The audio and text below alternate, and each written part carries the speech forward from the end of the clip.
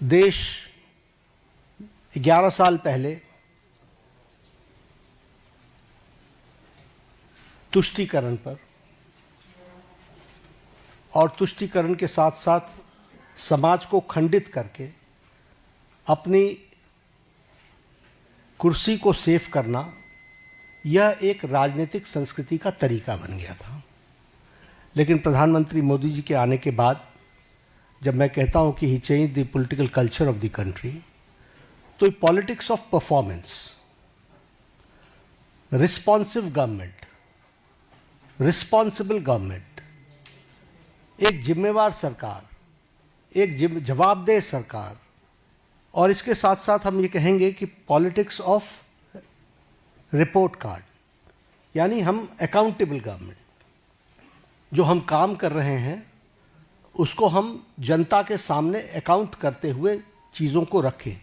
ये नई संस्कृति पैदा हुई और इसलिए मैं बड़े गर्व के साथ ये कह सकता हूँ कि पिछले 11 साल में मोदी जी के नेतृत्व में चलने वाली सरकार ने भारत की राजनीति की संस्कृति को बदलकर न्यू नॉर्मल, न्यू ऑर्डर को स्थापित किया है।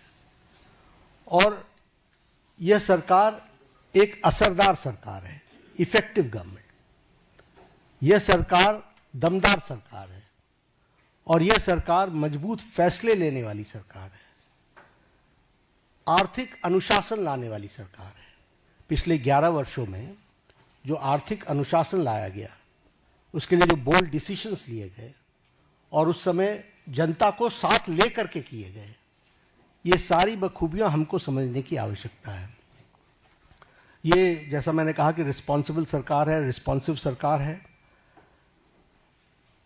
पीपल लेड गवर्नमेंट, जनता को साथ लेकर के चलने वाली सरकार, और पीपल्स पार्टिसिपेशन, इसको भी हमने बखूबी देखा है। और हम सब जानते हैं कि ये सरकार पिछले 11 सालों में ट्रांसपेरेंसी की नई मिसाल पेश की है। इट्स ए ट्रांसपेरेंट गवर्नमेंट और ये फ्यूचरिस्टिक गवर्नमेंट है।